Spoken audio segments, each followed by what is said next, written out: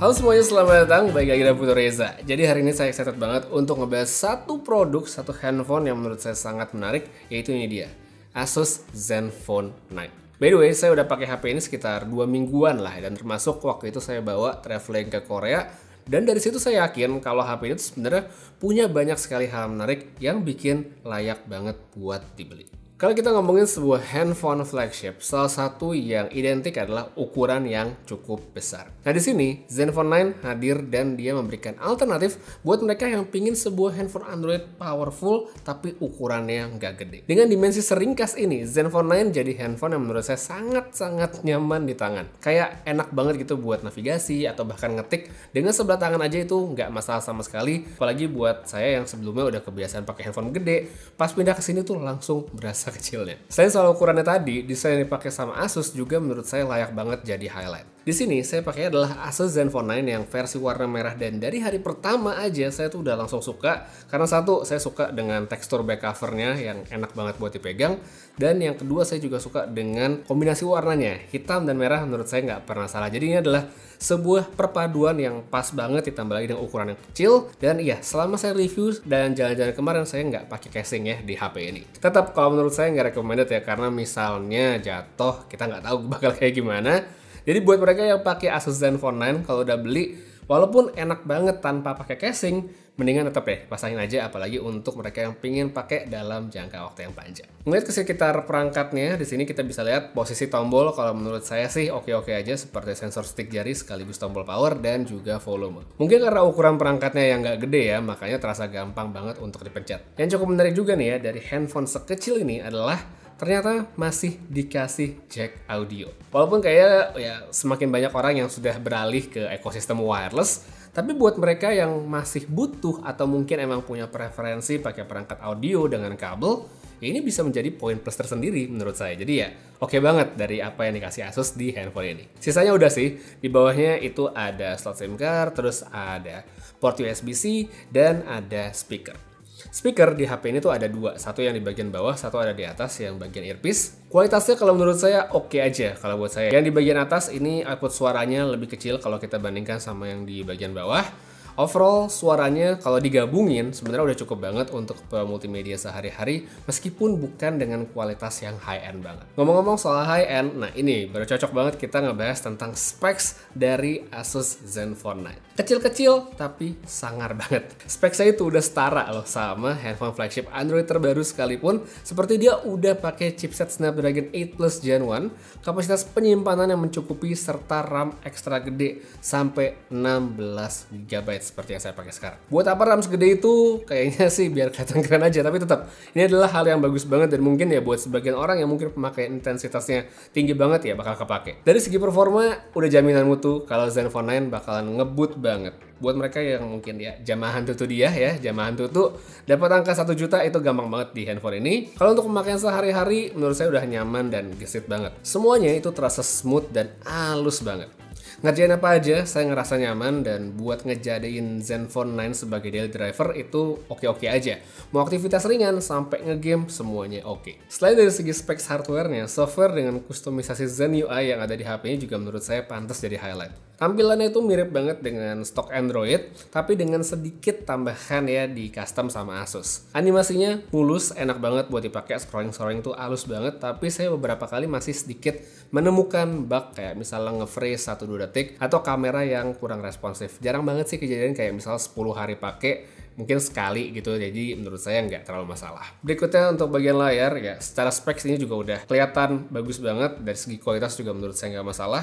Dia pakai panel Super AMOLED, terus ada 120Hz juga refresh rate, serta Gorilla Glass Victus. Kalau dipakai buat nonton atau lihat konten lainnya juga menurut saya enak-enak aja. Warnanya pun punya saturasi yang tinggi, cocok bagi mereka yang emang suka. Kalaupun enggak, ini masih bisa diatur juga di menu setting, jadi tinggal dicocokin aja. Tapi masih dari pengalaman saya juga nih setelah pakai, layar sekecil ini itu jadi terasa agak kurang nyaman untuk main game, apalagi yang tombolnya banyak. Belum lagi kalau orangnya tuh mungkin punya jari yang cukup besar, nah ini menurut saya bakal agak susah main pakai handphone yang ukurannya kecil seperti ini. Cuma ya itu dia, balik lagi cocok-cocokan bisa pakai atau enggaknya itu tiap orang pasti beda-beda. Oh ya, untuk ukuran yang kecil ini juga, baterai menurut saya juga perlu jadi perhatian.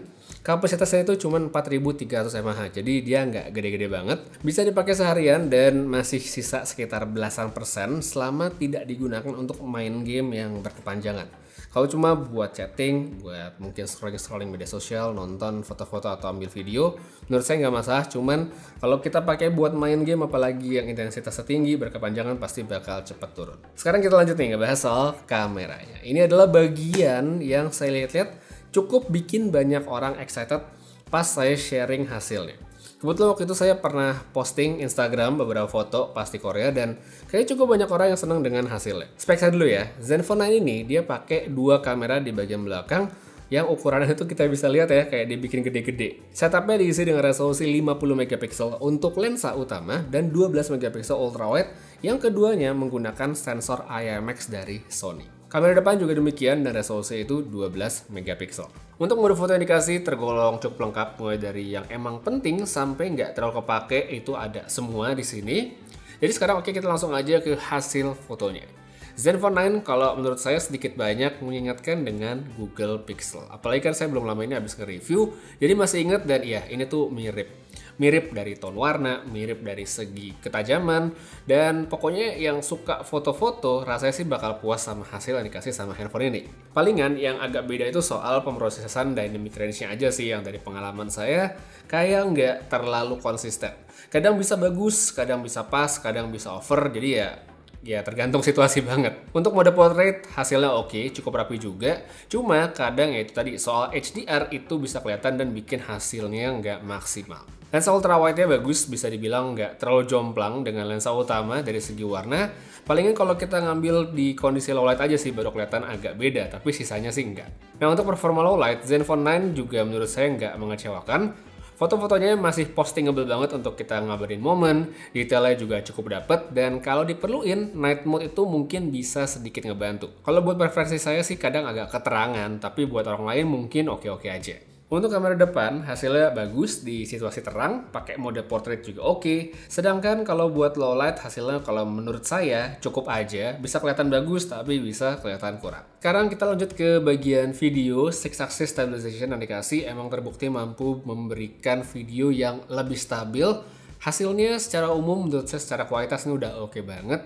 Palingan untuk pengambilan video menggunakan lensa ultrawide aja sih yang bisa kelihatan agak sedikit noise kalau kita bandingkan dengan hasil menggunakan kamera utama. Untuk lebih gampangnya langsung aja cek dari sampel berikut ini. Oke, sekarang kita ngetes ini video pakai Zenfone 9. Ini lensa ultrawide, ini wide-nya ya ada perbedaan sedikit tapi nggak banyak-banyak banget, nggak signifikan. Oke, kita bisa lihat seperti ini kualitas videonya. Kita ganti ke ultrawide lagi.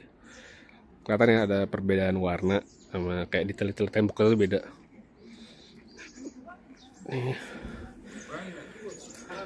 Nih sambil jalan. By the way ini Zenfone tuh punya beberapa mode stabilisasi ya. Jadi ada yang paling mentok itu tadi Hyper Steady, itu cuma mentok di Full HD doang, tapi yang tengah ini Steady dia bisa di 4K atau 8K. Ini udah cukup stabil ya, stabil untuk video sambil jalan dan detailnya masih terjaga. Oke. Nah sekarang kita pindah ke kamera depan, kita lihat hasilnya. Ya sekarang ini untuk kamera depan dari Zenfone 9, hasilnya seperti ini. Bisa langsung lihat untuk dynamic range langit di belakang, warna skin tone saya seperti apa, audio bisa langsung didengar. Oke, kita coba jalan. Ya seperti ini hasil dari Zenfone 9. Kalau dari yang saya lihat di viewfinder sebenarnya cukup bisa diandalkan untuk bikin konten, untuk vlog, karena dia cukup stabil juga. Tadi kamera belakang juga oke. Jadi ini dia untuk sampel di situasi terang, outdoor, yang oke, dan habis itu kita pindah ke low light, kita lihat gimana performanya, apakah ada perubahan, ada penurunan kualitas. Langsung aja kita cek sekarang.